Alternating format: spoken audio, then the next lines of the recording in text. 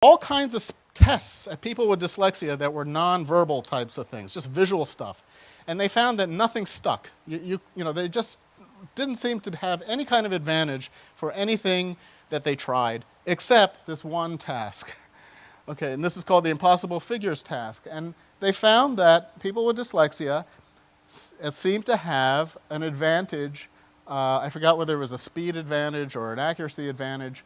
I think it was a speed advantage in terms of recognizing objects that are of this sort.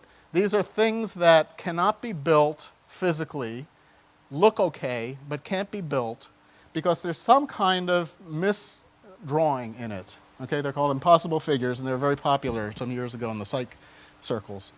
And this really intrigued me because, this is a picture by Mark Escher.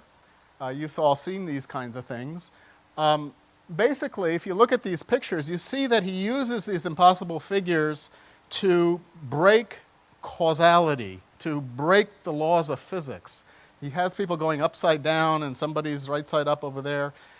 To me, that was science, okay? So it's a type of visual logic. And what this told me is that if Katja's research is correct, this is perhaps something that people with dyslexia can tap into to become strong scientists. And so this really intrigued me a great deal.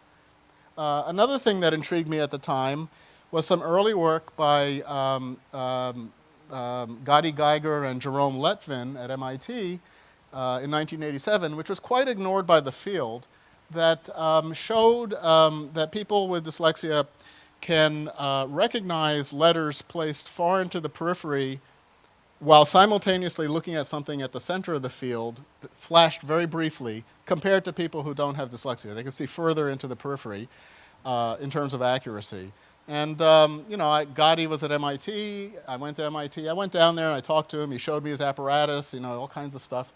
So I got a very good understanding of this. But to me, this was an advantage. There's some advantage for seeing stuff out there. I didn't know exactly what it meant, but it was very interesting.